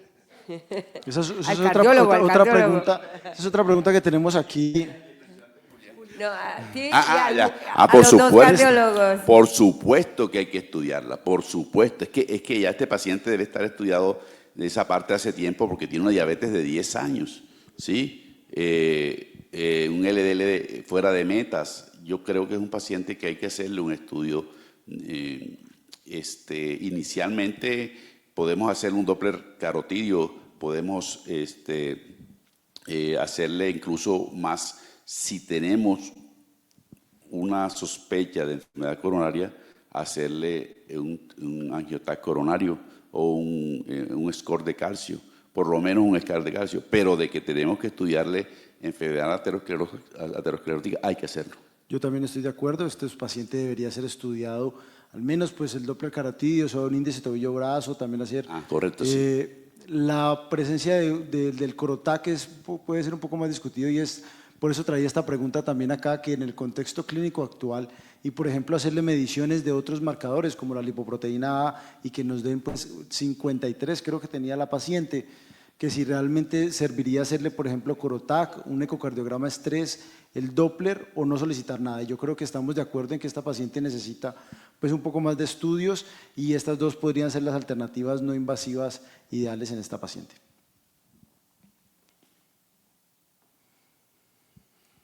Bueno, esta paciente tiene obesidad, tiene un índice de masa corporal de 32, tiene hígado graso, tiene, como nos hablaba el doctor, unas transaminasas por encima de 30, 46 y 42 y posiblemente algo de síntomas asociados a una falla cardíaca con fracción de eyección preservada. Les quiero preguntar a los endocrinólogos sobre qué deberíamos utilizar, semaglutide, tirzapatide, liraglutide o consideran otras alternativas. Bueno, tiene todo. Definitivamente yo estoy de acuerdo en la clase terapéutica, tiene que tener un agonista de receptor de GLP-1. Y allí como que la perfilada depende mucho de qué evidencia clínica respalda el uso, por ejemplo, hablando entre sema y tirzepatida. Entonces, no podemos olvidar, desde el punto de vista de eficacia en términos de pérdida de peso, si el paciente, ustedes necesitan que pierda más del 15% del peso corporal fijo, tirzepatida debería ser la primera línea. Pero ella no solo tiene obesidad, y tampoco tiene tiene obesidad, pero no tiene tanta obesidad, tiene 32 de índice, yo creo que nos permite maniobrar con lo otro, porque lo otro es, en falla cardíaca preservada, recordemos que SEMA tiene el estudio publicado, bueno, ambos tienen el estudio publicado ya, ambos tienen evidencia de beneficio en falla cardíaca y esto es en el contexto de no diabetes, que es importante también tenerlo en cuenta. Hay un contexto, obesidad sin diabetes, y ahí ustedes tienen que buscar el estudio que apoye el uso del uno o del otro, y hay otro contexto de obesidad con diabetes, ¿sí? Porque son ensayos clínicos y son programas de desarrollo clínico diferentes. Y está el punto de MASLD, y en MASLD también ambos tienen evidencia. Y ahí el punto es, entonces, uno lo iría aterrizando por costos, puede ser una opción. Y si ella no necesita perder tanto peso, yo pensaría que me iría también con la mayoría que eligió SEMA primero. No sé qué opina Juan. Bueno, concuerdo como casi siempre con Karen. La verdad que las dos opciones son válidas. Ahora, nosotros publicamos el año pasado y este año 2 metaanálisis con semaglutide que bajaba interleuquina 6 y PCR, tirzepatide lo mismo. Entonces son dos análogos, en el caso GLP-1 o dual, en el caso de TIRSE, que bajan inflamación.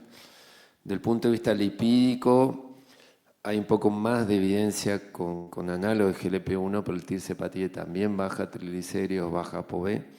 Del punto de vista de hígado graso, los dos bajan hígado graso. Habría que hacer un fibroscan a este paciente para ver si tiene o no grado de fibrosis. Pero hay más evidencia, pero por cuestión de tiempo, más yo creo que el semaglutide va a mostrar que baja inflamación y fibrosis, pero como yo mostraba, hay más evidencia con sema en bajar inflamación y fibrosis, que son los estadios más avanzados. Doctor, en relación a esta paciente que es diabética y que ya tiene microalbuminuria positiva, también digamos que se decantaría uno más por semaglutide frente al estudio FLOW que, por ejemplo, el estudio del tirzepatide, o realmente pues podría utilizar, no sé la evidencia del tirzepatide en disminución de la microalbuminuria, creo que todavía no está. Yo creo que todo es cuestión de tiempo, pienso yo, porque a la final creo que lo que hace es un efecto de clase. Entonces, si me preguntas hoy, posiblemente por el FLOW diga que semaglutide, y cuando salgan los estudios diríamos que también podemos usar el otro. Entonces, yo creo que es un efecto de clase y que simplemente le falta un poco más de tiempo a la segunda opción. El SORPA-CVOT, que es el estudio de seguridad cardiovascular de tirzepatida, no ha sido publicado el paper completo, liberaron los resultados en Viena ahora en octubre, y el desenlace secundario fue el desenlace compuesto renal, es lo que más se tiene de TIRSE, y fue benéfico. De bonito el SORPA-CVOT tiene que comparó tirzepatida no con placebo sino con dulaglutida, que es un medicamento, o sea, sería un comparador activo, y dula había demostrado beneficio cardiovascular ya y beneficio renal. Entonces, SORPA-CVOT, dula versus tirzepatida fue en desenlace secundario benéfico, mejor TIRSE en desenlace renal compuesto que dula. Si ellos van a hacer un estudio con un desenlace primario renal como el FLOW con SEMA, no lo sabemos todavía. Yo siento que se van a quedar con ese desenlace, que igual fue benéfico. Sí, como lo decía la doctora Johanna, yo creo que va a ser un efecto de clase y al final es como los ISGLT2, ¿no? Uno son agonistas de receptor de GLP-1, SEMA, LIRA, y TIRSE es agonista dual GLP-1. Bueno, vamos a seguir con la… la siguiente pregunta dice, ¿cada cuánto creen que debemos evaluar la relación albuminuria-creatinuria y las mediciones de la tasa de filtración glomerular? Bueno, digamos que… no decimos nada. Démosle un par de segunditos al público a ver ellos qué opinan al respecto.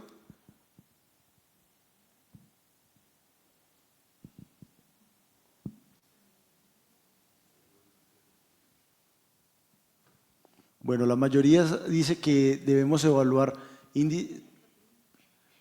tiene de creatinina, tiene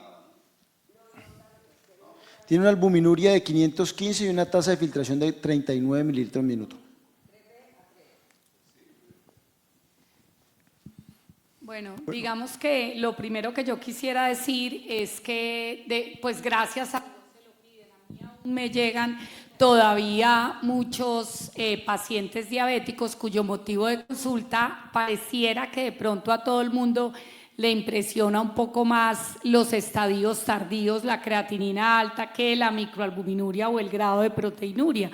Entonces, definitivamente hay que hacer el esfuerzo por detectar y proteger al paciente tempranamente. Todos sabemos que si yo estoy hablando de un paciente diabético tipo 1, si nos basamos en la historia natural de la enfermedad, que normalmente la madre del paciente diabético tipo 1 sabe exactamente el día, la hora en que a su hijo se le incrementó la glicemia, se debe empezar el tamizaje a los 5 años de diagnóstico, mientras que al paciente diabético tipo 2, desde el momento en que le hago el diagnóstico, debo empezar mi tamizaje tanto de microalbuminuria o proteinuria, pues en su caso según el grado, y de filtrado glomerular. Una vez, si el paciente no tiene nada, no lo abandonen. Acuérdense que si en ese momento yo establecí que es negativo y le hago una segunda medición dentro de los siguientes 6 meses, ya lo tengo que continuar tamizando en forma anual. Ya digamos de ahí para adelante todo depende del compromiso del filtrado glomerular y de la proteinuria que tenga el paciente. Si yo hago cada 3 meses, que en este caso estaría de acuerdo, pero a medida que vaya avanzando es digamos un continuo que va a depender del grado de filtrado y microalbuminuria que tenga en ese momento. ¿Y cuál cree usted, doctora, que debe ser como la meta que debemos tener o buscar cuando miramos microalbuminuria? ¿Debemos tener en cuenta una reducción, un porcentaje? Digamos que como lo mostramos ahí, pues en cuanto más mejor. Pero digamos que para yo tener un impacto cardiovascular y renal, lo mínimo sería alrededor del 30%. Pero entre más disminuya la proteinuria, digamos desde el punto de vista renal está comprobado que va a haber menos protección, mayor protección. Tan es así que hay un grupo en este momento que está pretendiendo bajar el 30 a 10, que eso como definición de microalbuminuria, que eso digamos estará por verse, pero definitivamente buscar la meta de al menos el 30, pero en cuanto más la puedo bajar, mucho mejor. Hay estudios incluso que muestran que microalbuminurias de 15 ya muestran de 10 es la daño propuesta endotelial. ahora. 10 es la propuesta ahora, no está todavía tan estandarizado, pero es que tiene tantos puntos finales secundarios tan deletéreos que yo creo que vamos a llegar a eso. ¿Y habría algunos casos en que pueda yo, por ejemplo, evaluarlo menos de 3 meses o cuándo debería, por ejemplo, pensar en hacer una biopsia? Lo de la biopsia, yo sí quiero hacer un énfasis importante. Yo siento que a veces, por lo menos en mi campo, a los pacientes diabéticos le pasa lo del paciente psiquiátrico. Usted tiene en el hospital psiquiátrico un paciente que toma agua todo el día, no ve que está loco. Entonces, en el paciente diabético, todo lo que le pase tiene compromiso renal, no ve que es diabético. ¿Ustedes cuánto creen que sea el porcentaje o la posibilidad de que si yo soy diabético tenga otra glomerulopatía primaria o otra causa de enfermedad renal? ¿Cuál creen que sea ese porcentaje? Cualquiera lance un número. Ya tengo nefropatía, digamos soy diabético de 15 años y aparezco con falla renal y proteinuria. ¿Qué posibilidad tengo yo de tener otra enfermedad? Porque es que al diabético también le puede dar IgA, le puede dar una membranosa primaria, le puede dar un mieloma, le puede, lancen un número. Digamos que más o menos lo que se muestra es que es alrededor del 20 al 30%, que eso es un número bastante importante. Entonces yo sí los invito a que prendan las alarmas porque la historia está, digamos, plenamente clara. Primero, si yo tengo algún otro signo de enfermedad sistémica, debo llevar mi paciente a biopsia. 2, si definitivamente tengo una proteinuria mayor de 1 gramo y el paciente lleva menos de 5 años de diagnóstico, debe ir a biopsia renal. Tercero, si la progresión es más acelerada de lo que, digamos, está medido, normalmente yo espero que un diabético se deteriore 0,5 a 1 mililitro minuto mes. Eso equivale a alrededor de 6 a 12 mililitros minuto año. Entonces, si ustedes están en los programas de diabetes, que lastimosamente a todos a veces se nos vuelven una rutina. Hace poco tuvimos una paciente diabética de larga data con todas las complicaciones, entonces en un mes tenía creatinina de 1,8 y yo llevaba controlándola, afuera estaban controlándola hace varios meses. Se mantenía, tenían registros de más o menos 18 meses entre 1,8, 2,2.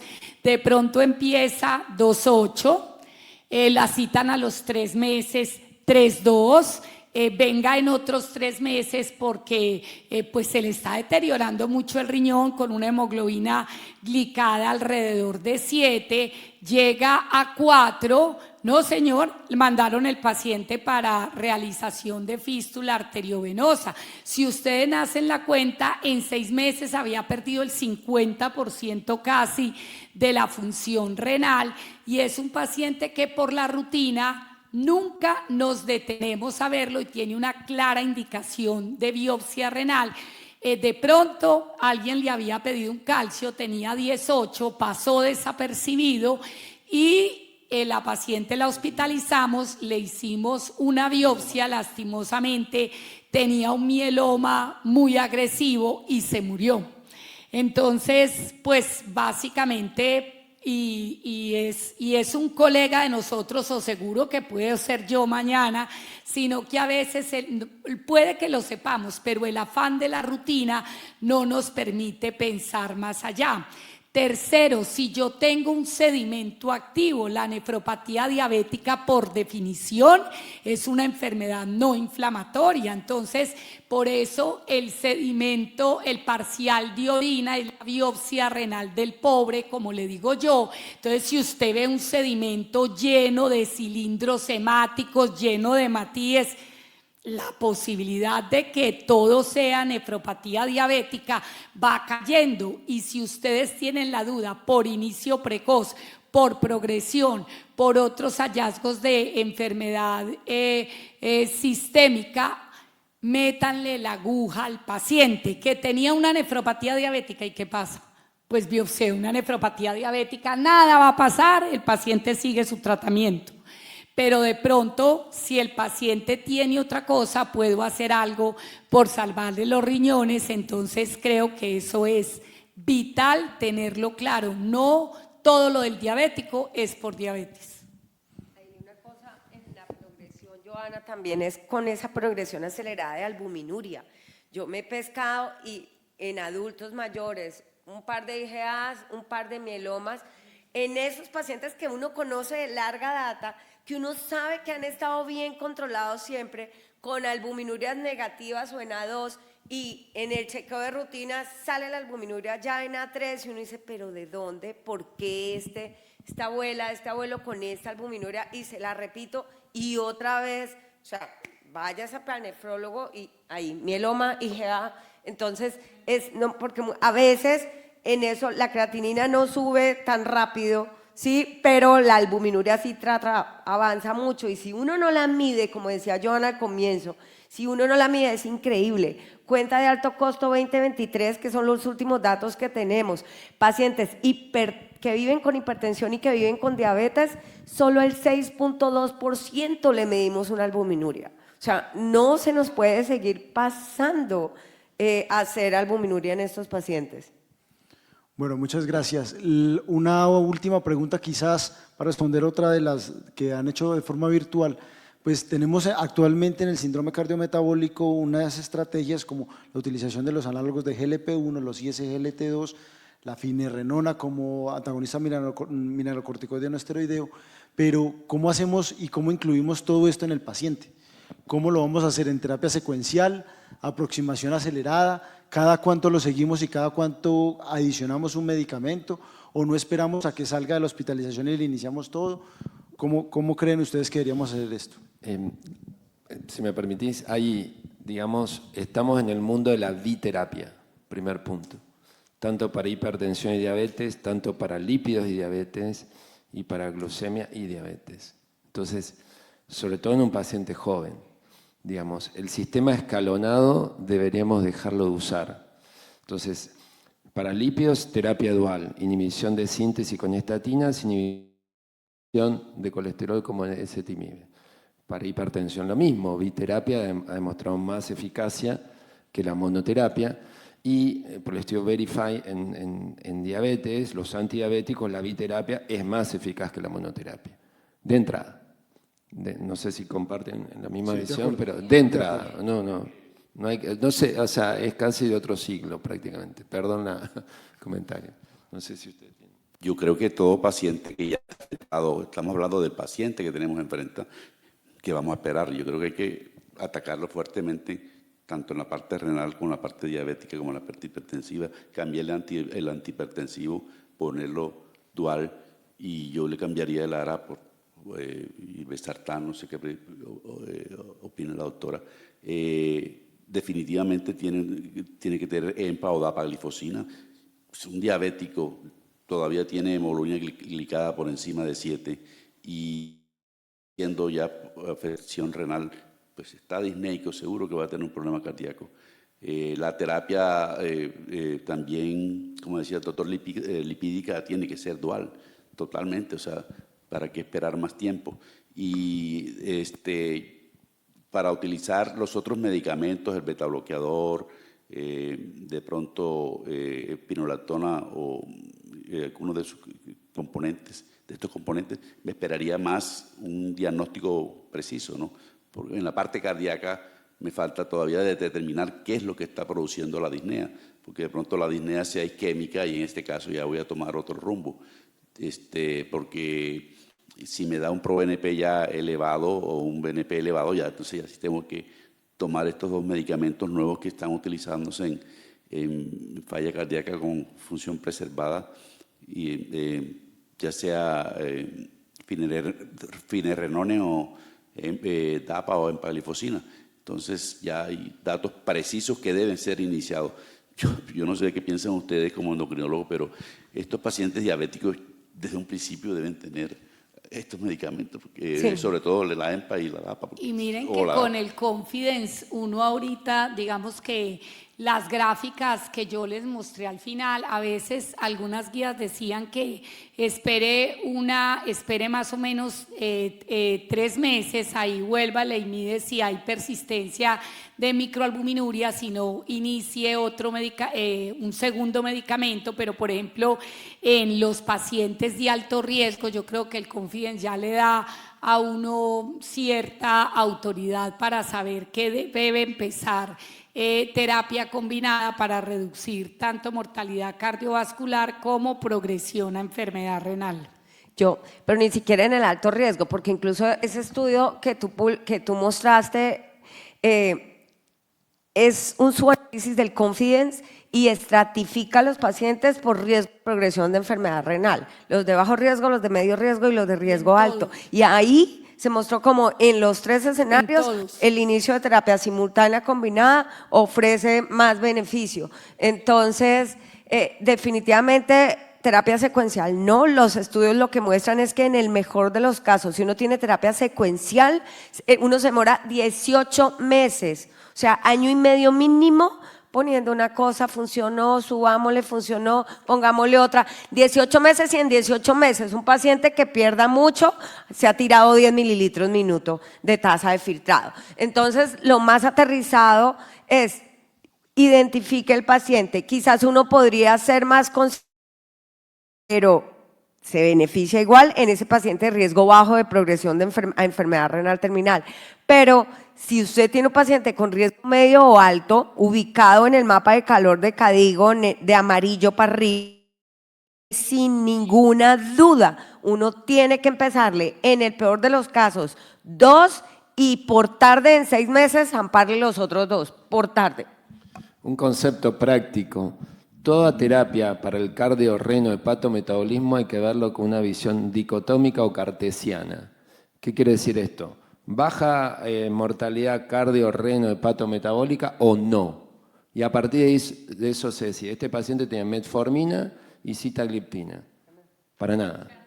O sea, sitagliptina es bueno, lindo y barato, pero no hace nada. Y la metformina, desde el punto de vista cardiovascular, tampoco hace nada. Ajá. Y soy endocrinólogo, ¿se entiende? Entonces, la pregunta es cartesiana, ¿baja mortalidad cardio-reno-hepatometabólica o no? Si la baja, avanzamos, si no, se suspende.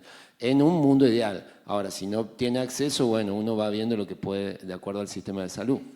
Bueno, pero si nosotros hacemos el manejo y el abordaje simultáneo, ¿temores sobre el aumento o el deterioro de la función renal y aumento de la creatinina en las próximas semanas? Lo que pasa es que evidentemente eso lo vamos a ver y es, digamos, un llamado a que en ese momento no suspendan el medicamento porque puede haber ir hasta el 30% de esa función renal, pero lo que estamos buscando en este momento es protección a largo plazo.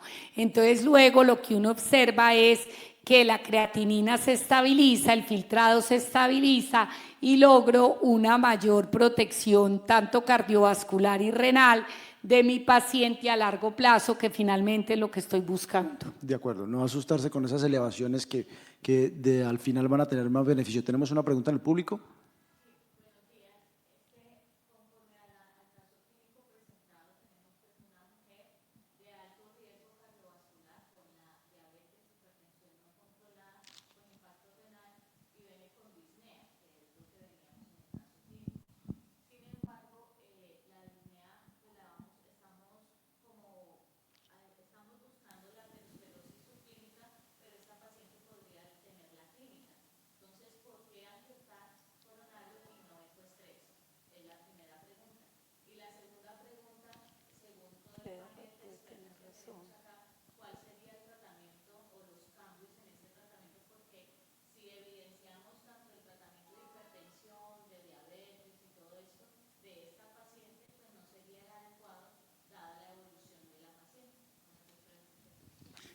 La parte cardiológica, yo estoy de acuerdo contigo, pero recuerda que está disneica. Yo primero hago el ProBNP y BNP porque si tiene falla cardíaca y lo llevo a un ecoestrés, pues lo ideal es con ejercicio. La voy a someter a un ejercicio y el riesgo podría ser mayor, pero estoy de acuerdo contigo que se le puede realizar el ecoestrés el angiotac también lo vería con cuidado, con ese filtrado, hacerlo con cuidado. Cabe también una perfusión miocárdica porque en un paciente diabético quizás la perfusión nos va mejor. Entonces, pero hay algo definitivo, hay que estudiar la enfermedad coronaria, eso sí. O sea, ya el estudio de pronto, si el medio lo tiene todo, tú puedes definir cuál es el que mejor le sirve sin afectar el órgano, el riñón y que te sea más preciso para diagnosticarlo. Puedo hacer una cuñita. Definitivamente quiero que perdamos aquí el miedo a los medios de contraste. Recibimos a pacientes que no les hacen estudio de enfermedad coronaria porque es que la creatinina, porque es que la fibrosis nefrogénica sistémica. Definitivamente los estudios de nefropatía por medio de contraste, punto número 1, no es tan común como se creía.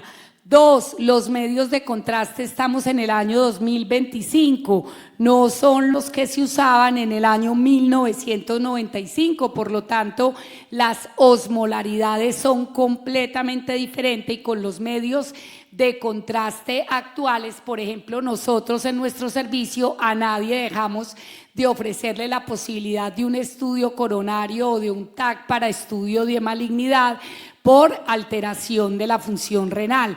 Tercero, recuerden que ya las medidas de nefroprotección pasamos por 20.000 cosas, habíamos quedado en solución salina normal y en este momento parece que ni la solución salina normal es necesario, porque a la final la incidencia va a ser muy similar y la recuperación de función renal lo mismo. Entonces pienso que debemos irle perdiendo miedo a ese tipo de patologías por el desarrollo, digamos, y la progresión en las características de los medios de contraste. Muchas gracias. Dos preguntas muy cortas y quisiera dos respuestas muy corticas que se nos acabó el tiempo. Virtualmente preguntan, ¿la ferritina podría utilizarse como biomarcador inflamatorio? No, o sea, No. en este caso. Listo. No. La segunda, la osteopontina es un marcador en presencia de enfermedad osteoporótica. Esto sugiere que la presencia de osteoporosis podría estar asociada a riesgo de fibrosis cardíaca. Para mí no No. tiene ninguna asociación. No, es que se ha relacionado es porque se ha visto que sí se eleva en ciertos pacientes y se ha estado estudiando, pero no es que… No hay una asociación entre el riesgo de fractura, osteoporosis con fibrosis cardíaca, o yo por lo menos no lo conozco. O sea, no. De acuerdo. Bueno, esa paciente para acabar tiene que tener un agonista receptor de GLP-1, quitarle la sitagliptina, porque muchos pacientes llegan con DPP-4 y GLP, eso no tiene razón de ser, y ponerle un inhibidor del SGLT2, ahí le ayudamos al corazón, al riñón, a lo metabólico. Y tengo una pregunta para Juan Patricio para cerrar. Tiene 92 de 30 nanomoles de LPA minúscula, ApoB de 96 y está con atorva 40. Le pones ezetimibe, la pasas a PCSK9, ¿qué hacemos con eso? Sí, la verdad que está fuera de meta, tanto LDL, ApoB, la LPA pequeña no podemos hacer nada, pero LDL lo llevaría a 55 y la ApoB la llevaría a 70 o 65, son los valores de corte. No sé si exactamente con ezetimibe voy a llegar, pero por lo menos voy a bajar un 20% más. Entonces le agrego ezetimibe y bueno, acá no hay ácido bempedoico, pero el ácido bempedoico también eventualmente lo podría usar, aunque bueno, el tema del ácido úrico de riñón lo tenía que tener en cuenta. Pero si no, después de la biterapia pasaría a inhibición de PCSK9, lo más probable. Evolucumab probablemente para disminuir la LPA. Evolucumab o mismo inclisiran, ¿viste? Cualquiera de los dos, que las dos tienen acá, Evolucumab y inclisiran. Bueno, Sí, sí. muchísimas gracias a todos los expositores por el conversatorio, muchas gracias a todos. Vamos a pasar a un momento de refrigerio en el segundo piso y volveremos a las 10:15 al segundo bloque.